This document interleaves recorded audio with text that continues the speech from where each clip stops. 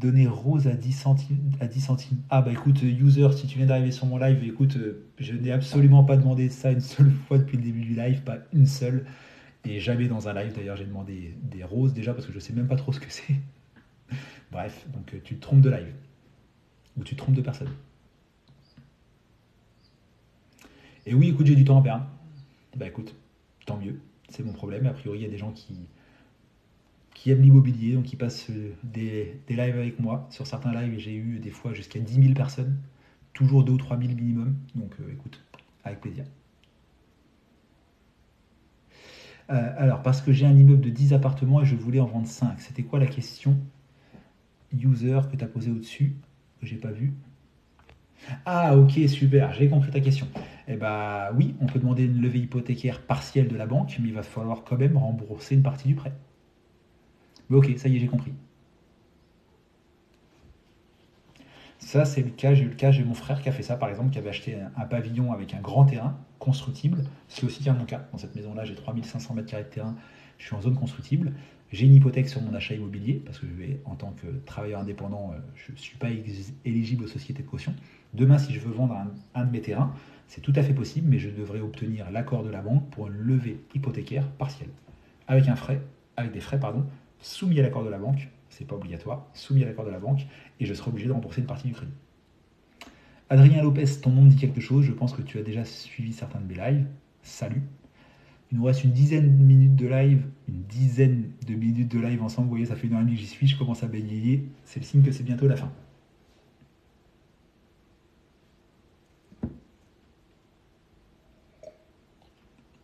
Babi, bah écoute, il n'y a pas d'inconvénient pour elle, si ce n'est être associé dans une société, si ce n'est être souvent solidaire des prêts bancaires parce que c'est imposé par les établissements bancaires. Mais quels seraient ses inconvénients si elle n'est pas gérante, si c'est toi qui es gérant, c'est toi qui vas gérer tout le formalisme, c'est toi qui vas prendre les éventuels risques en cas de faute de gestion. Ah bah non, si tu veux lui éviter les inconvénients à ta mère, à ta maman, faut pas la mettre gérante d'une SCI. Parce que dans ces cas-là, elle est censée tenir des assemblées annuelles, elle est censée engager sa responsabilité en cas de faute lourde de gestion. Donc non, si c'est ton but, c'est Nadj qui me dit tu peux aussi ne pas être solidaire des prêts bancaires, c'est tout à fait vrai, mais c'est pas fréquent. Regarde, moi j'ai sur ma SCI à l'IR et sur ma SCI à l'IS, je suis caution solidaire de 100% de mes prêts.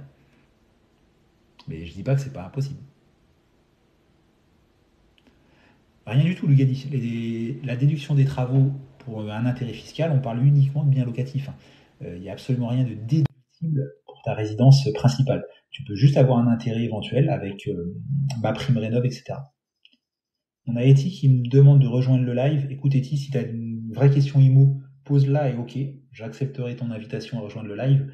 Mais les rares fois où j'ai accepté des trucs comme ça qui m'ont été envoyés, c'était des trolls en fait. J'ai eu des gens qui parlaient pas et qui n'avaient aucune discussion immobilière. Si c'est pas le cas, bah, c'est pas le but. Dash qui nous dit c'est de la négo, oui bien évidemment. Au bout d'un moment, dans mon cas, je peux pas aller demander tous les ans 100, 200, 300 000 euros par an à ma banque, parce que c'est ce que je fais depuis 10 ans, et ne pas donner des contreparties. Donc donner des contreparties comme être caution solidaire. Ah, on a Lugani qui nous dit que ça bug, je vais... Et Dash qui confirme, bah écoute, on est d'accord, tant mieux. Donc oui, c'est possible, on peut, si on essaye de ne pas être caution personnelle solidaire des prêts immobiliers, oui, c'est possible dans les faits, et en tout cas, moi, personnellement, je le suis à chaque fois.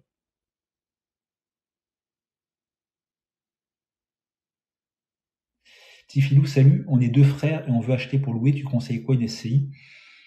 Oui et non, la SCI à l'IS peut avoir des intérêts, encore une fois, amortissement du bien, pas de fiscalité les premières années, mais aura tout un tas d'inconvénients, notamment si vous avez du cash flow, vous ne pourrez pas le sortir, c'est une prison.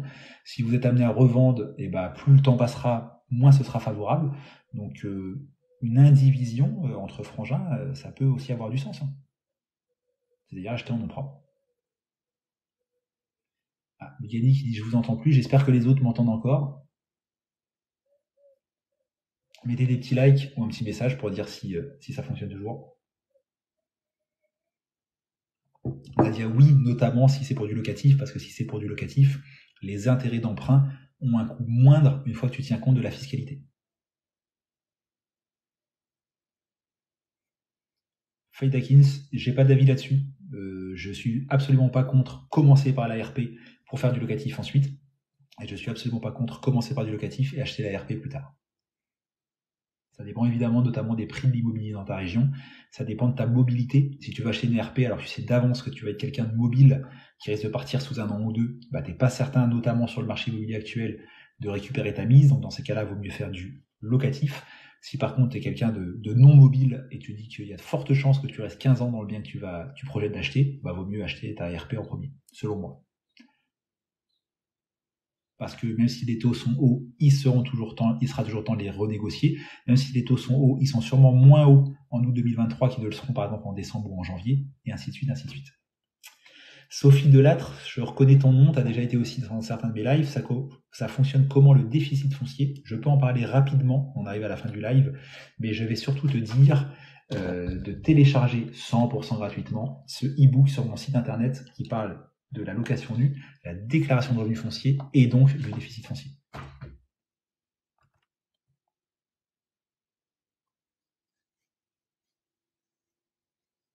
Alors, Boubia, j'ai absolument pas compris ton message. Ouais, Nedge, ça peut être une bonne idée, hein. En plus, en cas de belle plus-value sur une résidence principale, tu es 100% exonéré d'impôts, donc c'est du net dans la poche. Donc oui, ça peut être une bonne idée. Attention, si tu fais des travaux, sois vigilante, si tu les fais par entreprise, à bien réclamer les attestations d'assurance décennale dès le départ. Et si tu fais des travaux toi-même, sois bien conscient que tu pourras absolument pas t'exonérer de la garantie et que bien souvent, je rencontre des gens qui me disent bah non, je vais pas devoir une garantie de 10 ans sur les travaux que j'ai fait le week-end avec mon papa ou avec mon beau-frère. Bah si, bah si, bah si. Le fait d'être des particuliers ne vous exonère en rien d'une garantie décennale si vous avez réalisé des travaux. Et vous pourrez voir votre responsabilité engagée par l'acheteur dans les 10 ans qui suivent l'achèvement des travaux que vous avez réalisés vous-même. Donc c'est pas toujours une bonne idée de faire les travaux soi-même. Moi je préfère les faire par entreprise.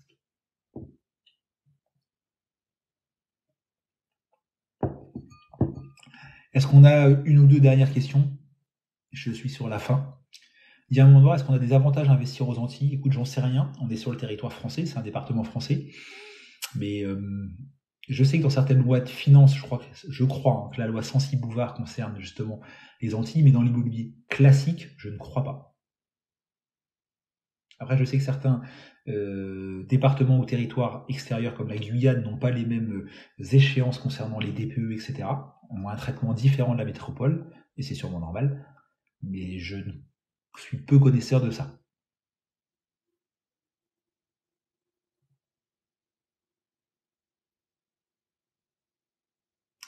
Alors, les bons conseils, ça peut être une bonne idée, mais ça va être un beau bordel fiscal. Parce que tu vas devoir, du coup, vu que tu fais de la location saisonnière, du meublé, amortir le bien immobilier, mais que 2 tiers, et attention si les surfaces sont différentes, amortir les travaux, mais attention en cas de contrôle à justifier que les travaux ont bien été faits dans les biens locatifs et non pas dans le bien dont tu gardes la jouissance. Si tu fais des travaux dans les parties communes, tout le monde en profite, donc traitement fiscal différent. Donc est-ce que c'est une bonne idée? Peut-être, mais ça va être un beau bordel fiscal. Natch, il me demande si je suis agent immobilier. Oui, je suis propriétaire d'agence immobilière, parce que souvent on dit agent immobilier à tort.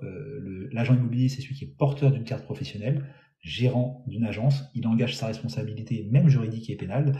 Donc oui, je suis agent immobilier en Normandie. J'ai 5 agences qui m'appartiennent avec ma femme.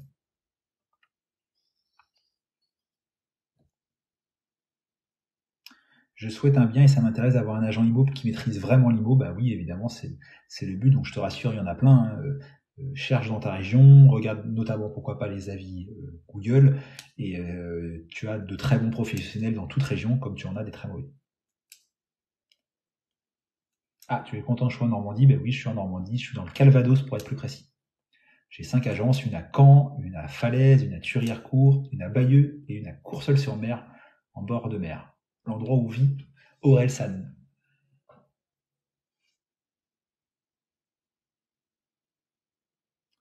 TikTok pour tous, est-ce que c'est possible de retourner dans ton appartement seul en restant marié pour être exonéré? Pour être exonéré, je pense que tu parles de de l'imposition du plus-value immobilière. Oui, c'est possible, mais il n'y a que toi qui seras exonéré. Dans ces cas-là, ton ex-femme, ton ex-mari sera taxé. C'est tout comme lors des séparations, c'est très moche, mais j'arrive souvent en estimation ou avec un agent où une des deux personnes dans le couple a quitté la maison il y a 6 mois ou 1 an, l'autre l'habite toujours, c'est donc toujours sa résidence principale, et ben aussi moche que ça puisse paraître, si ça fait plus d'1 an, et ben un des deux sera exonéré d'imposition à la plus-value, et le deuxième va en payer. Donc c'est très moche.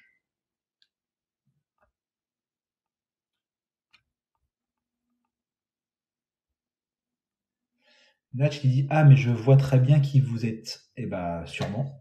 Patrick Magalhaes, mon vrai nom, vous savez, d'où les conseillers en IMO de Patoche, et mes agences portent le nom de Visitenco. Et je suis aussi un peu connu dans ma région parce que j'ai longtemps fait partie du réseau Century 21. Donc voilà un peu mon cursus professionnel.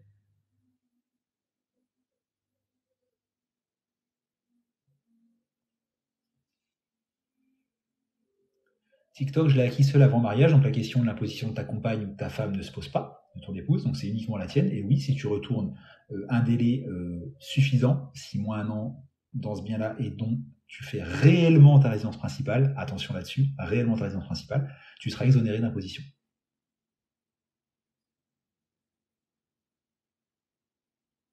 Ça vous donne quoi le droit d'être exonéré? Bah, ça évite un fort impôt qui peut être de 36,2% du gain.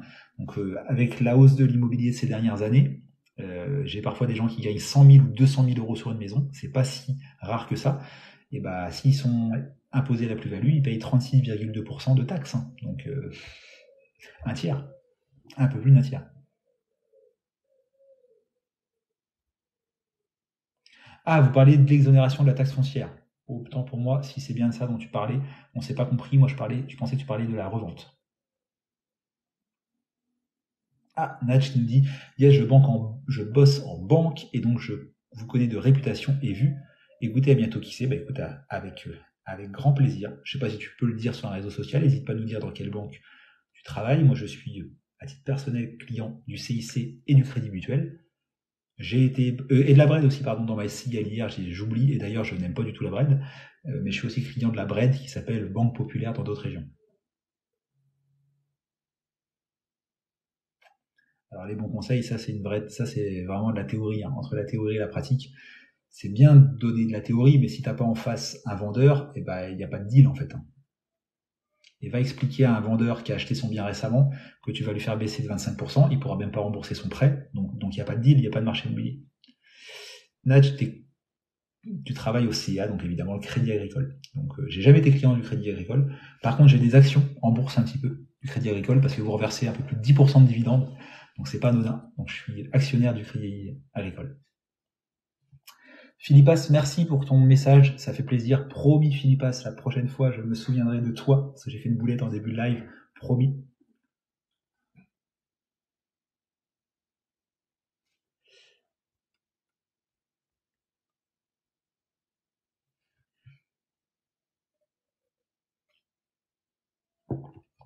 TikTok, merci pour tes réponses. Et quel est l'intérêt d'acheter un appartement ou immeuble avec ta femme en SCI? En SCI à l'IR, aucun, si c'est une protection éventuelle, mais tu es très bien protégé en nom propre si tu es marié.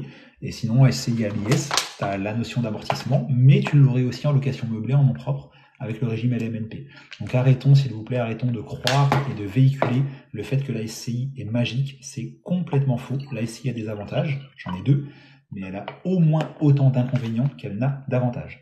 Donc le meublé, ça n'est pas magique, c'est bien, grâce à l'amortissement, mais ça a plein d'inconvénients. CFE, frais de comptabilité, centre de gestion agréé. La SCI à l'IS, c'est bien, mais ça a plein d'inconvénients. J'ai fait une vidéo YouTube de 30 minutes où j'approfondis vraiment le sujet de la SCI. Vous le trouvez en tapant Visitenco SCI, Société Civile Immobilière sur YouTube. Et là, vous allez vous former à la SCI en 30 minutes. Ça ne sera pas encore exhaustif, mais beaucoup plus qu'en 30 secondes sur TikTok.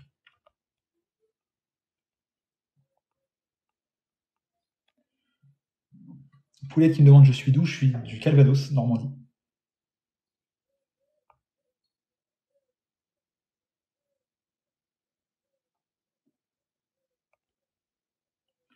Nélo Sniva, je voudrais vous déposer à vendre ma maison principale. À votre avis, c'est bon maintenant ou pas? Oui, ça peut, ça dépend évidemment de ta région, etc. La baisse des prix de l'immobilier est plus véhiculée par les médias que réellement constatée. On parle au maximum dans les régions qui baissent le plus de 4 à 5%. Donc évidemment, c'est existant, mais c'est une faible baisse. Dans ma région, on est à peine sur du 2% en Normandie, parce qu'il y a un blocage justement entre des vendeurs qui veulent du coup pas ou plus vendre et des acheteurs qui ont du mal à acheter. Donc oui, ça peut être le bon moment parce qu'il y a assez peu d'offres. Donc oui, ça peut être le bon moment.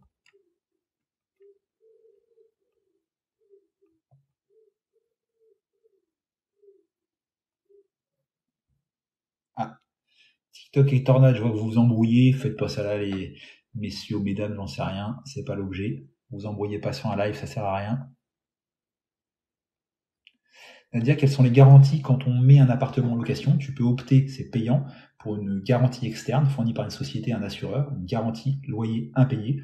Souvent, ça coûte aux alentours de 3% de tes loyers. Donc, si tu loues une maison 1000 euros par mois, ça va te coûter 30 euros par mois pour garantir ce loyer. Mais là, tu as une protection. L'assureur va payer à la place du locataire si le locataire ne paye plus. L'assureur va t'aider à expulser le locataire avec des frais de procédure à la charge de l'assureur. L'assureur va payer jusqu'à 10-15 000 euros les dégradations faites par le locataire si le locataire vient à te détruire l'appartement. Donc il y a moyen de s'assurer.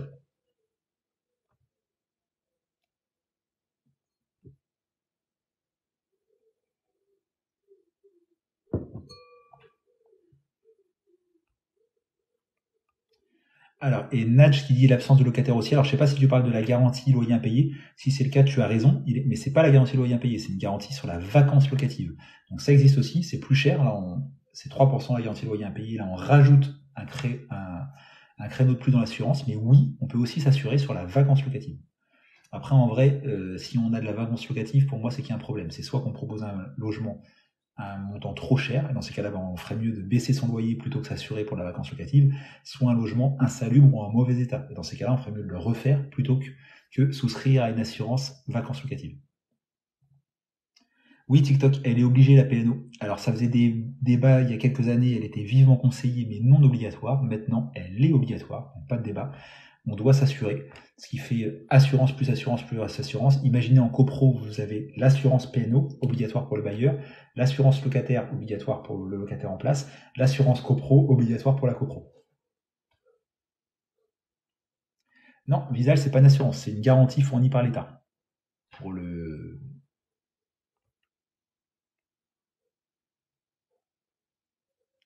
Vacances locatives, c'est commun sur la VFA sur 6 mois dans les zones peu tendues. Bah attention, hein, parce que quand vous me dites VFA, souvent j'assimile, à tort peut-être, mais souvent j'assimile VFA à Pinel. Et attention, à une période de vacances locatives importante, certes l'assurance vous paye, mais ça peut remettre en cause la réduction d'impôts et vous faire tout rembourser à l'État. Donc attention. Ah, j'entends la voiture électrique, j'en suis pas fan. Hybride, ma femme qui arrive, qui fait pas beaucoup de bruit. Donc ça va marquer la fin du live. Charlie, je vais très bien. Merci à toi également. Charlie, fidèle sur mes lives, même si là tu arrives vraiment dans les 2-3 dernières minutes. J'y suis depuis 18h30. Charlie qui travaille en banque et qui fait aussi des lives sur des conseils, pas immobiliers, mais forcément c'est un peu lié, sur des conseils liés à la banque.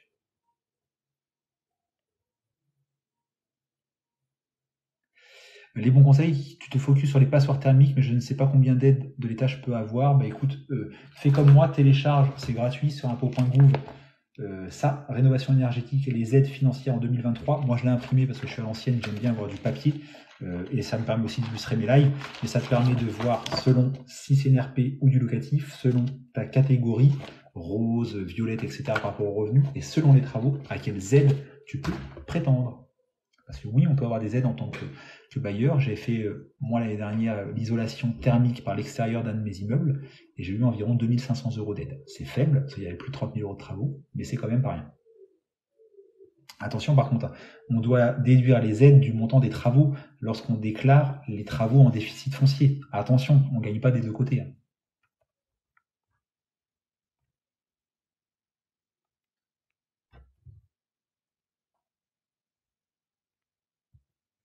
Là, il dit ma prime rénov, le site du CA est très bien fait, donc le site du Crédit Agricole, sûrement, écoute. Au contraire, moi je suis toujours très prudent, je ne prends l'info que sur les sites impôts.gouv, écologie.gouv, tac.gouv, et non pas les sites d'autres professionnels, même s'ils sont sûrement très bien faits, mais je me dis que l'endroit où la data est fiable, c'est sur le site du ministère public. Mais bon, j'irai faire un tour sur le site du Crédit Agricole concernant ma prime rénov. Et aussi, tu peux avoir des intérêts, et là je le dis, aussi avoir des prêts aidés, des prêts à taux zéro, liés à la rénovation énergétique, liés à la mise aux normes d'un assainissement, etc.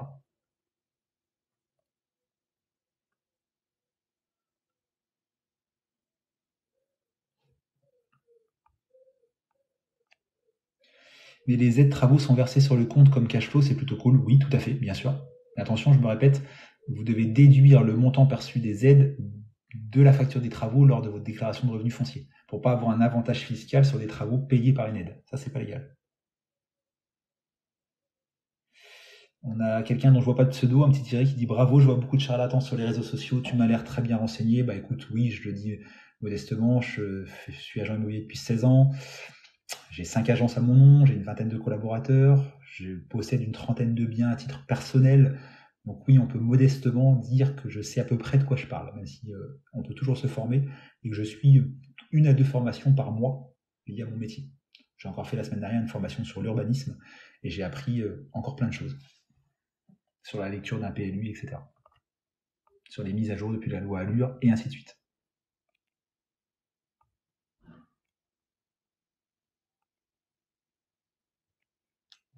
Les bons tons de conseil, est-ce que j'ai un comptable ou est-ce que je fais tout moi-même? J'ai un comptable quand c'est impératif, c'est-à-dire que pour ma SCI à l'IS, j'ai un comptable, dont je suis pas très content, certains le savent parce qu'il m'a fait une boulette il y a quelques temps, mais pour ma SCI à l'IR et pour mes biens détenus en nom propre, tout seul et avec ma femme, je gère tout seul. À l'ancienne, un petit cahier au fur et à mesure de l'année où je note les travaux, tous les loyers encaissés, où je vérifie, je note tout, et à la fin de l'année, un Google Sheet sur lequel je fais ma déclaration de revenus fonciers. Les bons conseils qui dit qu'il va s'abonner sur YouTube, avec plaisir, c'est cool. Tu tapes Visite Co sur YouTube, une chaîne où il y a un peu plus de 5000 abonnés, et il y a plein de vidéos de conseils. Et dans ces vidéos sur YouTube, on voit souvent ma femme, je ne fais pas que les vidéos moi tout seul, donc n'hésitez pas à aller y faire un tour. Alexis qui dit qu'il a 15 ans et qu'il aimerait bien faire agent immobilier.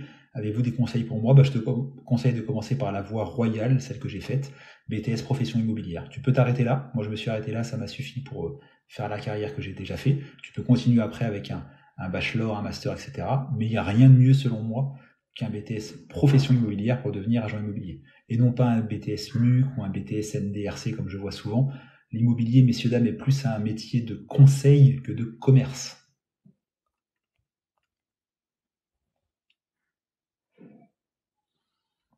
Et oui, l'alternance, c'est évidemment une bonne chose. Moi, quand j'ai fait mon BTS profession immobilière, c'était en alternance. Les bons conseils qui disent je fais beaucoup plus ça que Christopher Wangen et d'autres. Bah écoute, effectivement, je vais pas en vacances sur un yacht. Christopher fait de la boxe. Moi, j'en ai fait à une époque. À une époque, j'ai aussi été taillé, mais ça, c'est fini. Et ouais, bref, ma femme monte peut-être pas son cul sur les photos non plus. Donc non, effectivement, je fais pas exactement la même chose. Tiens, bah, en parlant de ma femme, elle arrive. Et non, elle va pas se montrer en maillot de bain pour faire plus de vues comme la personne que tu viens de citer sur les réseaux sociaux. Hello! Tu vas venir ranger les courses avec moi? Ah bon, bah c'est la fin du live, hein, messieurs dames. Je peux rester 3-4 minutes avec vous, comme ça j'esquive le rangement des courses discrètement, sous prétexte du live. Fred, ciao. Les bons conseils, bon rangement, non, t'inquiète, je vais esquiver 5 minutes. Je suis un brin macho, je suis un brin méditerranéen, donc je reste 2-3 minutes avec vous pour arriver pile poil quand c'est fait. Il y en a un qui dit qu'il s'abonne, génial. Tu peux t'abonner à ce compte sur TikTok, tu peux t'abonner à une chaîne YouTube, et si tu aimes les voitures, l'essence, les gros moteurs, les V6, etc., tu peux t'abonner à mon deuxième compte, les bolides de Patoche. C'est un deuxième compte sur TikTok où là je partage ma passion pour les voitures. Alors non pas dans le sens comme Christophe Wangen qu'on a cité tout à l'heure, de façon beaucoup plus modeste, mais je partage ma passion pour les voitures. J'ai la chance d'en avoir 2 voitures de collection dans le sous-sol, donc n'hésitez pas à aller faire un tour. Si vous aimez les voitures, évidemment. Si vous êtes écolo convaincu de la voiture électrique, je ne critique pas, c'est votre droit, mais n'allez pas sur ce compte, ça vous ferait pas plaisir. Alexis, avec travaux, c'est beaucoup mieux parce qu'en location nue, il y a un vrai intérêt fiscal, et même en location meublée, il y a quand même aussi un intérêt fiscal. Donc, il vaut mieux acheter un appartement avec des travaux pour la location que sans travaux. Ah, un message qui me fait plaisir. Clos, HRDI, Visite Co très pro, je conseille. 2 actes de vente au sein de ma famille réussis. 2 actes de vente. Ah bah ça me fait plaisir. J'arrive pas avec ton pseudo à identifier qui tu es. Je sais pas si c'est moi personnellement qui me suis occupé du dossier ou un de mes agents, mais en tout cas ça fait très plaisir de lire ça. On se bat au quotidien, alors on n'est pas parfait, on peut pas contenter tout le monde, mais je suis très fier sur Google. Je suis le numéro 1 de ma région, 750 avis Google avec 4,9 sur 5. Ceux qui travaillent dans le métier savent que, contrairement à ce que certains pensent, on ne peut pas pipeauter Google. Les avis Google sont des vrais avis. Donc, bref, ça fait plaisir. Donc, merci pour ton petit message, Chloé, si c'est bien Chloé, ton nom. Alors, Pito, je vais pas te répondre parce que moi, je fais pas du Airbnb et que je le conseille pas. C'est vraiment pas quelque chose que j'aime pour plein de raisons. Charge de travail, 9 fois sur 10, c'est contraire au règlement de copropriété. Fiscalité, cadre juridique qui va se complexifier dans les années à venir, donc c'est pas quelque chose que je conseille, le Airbnb.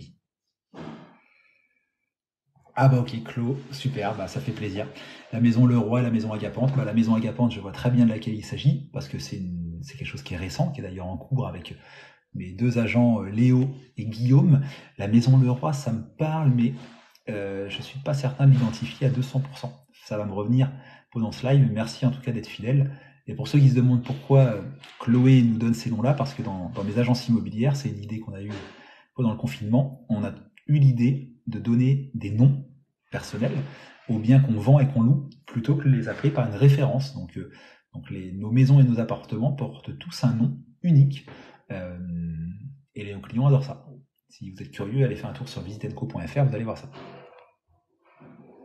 En tout cas, merci Chloé pour ton petit message. Je transmettrai tes félicitations à mes agents, notamment Guillaume et Léo, parce qu'ils sont impliqués sur la vente de cette maison à côté de Bayeux. Alexis, comment peut-on convaincre notre banquier de nous prêter de l'argent? Bah déjà, peut-être en se présentant pas comme un amateur. Quand je vais voir mon banquier, je lui prépare un document, à la fois imprimé et que je lui envoie par WeTransfer, avec tout un tas d'informations sur le projet et sur ma situation. Donc au début, quand j'ai commencé, c'était un document de 7-8 pages. Mes derniers investissements locatifs, le document faisait plus de 100 pages parce que je décrivais le bien que je projetais d'acheter, les travaux réalisés, la rentabilité espérée. Et je faisais un focus de 2-3 pages sur chacun des immeubles que je possède déjà, le taux de vacances locatives, 0%, le taux de rentabilité, souvent 9, 10, 11, 12%, et en fin de ce dossier, j'annexais tous les justificatifs, mes taxes foncières, mes attestations de propriété, pas les titres parce que c'est trop épais, mais les attestations. Et là, en fait, le banquier, j'arrive à le bluffer et souvent il me prête de l'argent comme ça. On me demande mon point de vue vis-à-vis des courtiers immobiliers. Bah écoute, je travaille au quotidien avec des courtiers. J'ai un courtier partenaire dans mes agences. Donc c'est une très bonne chose pour monsieur et madame tout le monde. Moi, à titre personnel, j'ai jamais utilisé les services d'un courtier parce que j'ai pas le bon profil pour ça. En tant que travailleur indépendant, bref, j'ai pas le bon profil pour aller voir un courtier. J'ai plutôt le bon profil, moi, pour aller voir un responsable de banque qui est décisionnaire. Allez, si on a une ou deux questions pour terminer, et après on se quitte. Isabelle, bonjour. Pensez bien à vous abonner pour les personnes qui ont suivi ce live ou en partie. Pensez bien à vous rendre sur la chaîne YouTube pour avoir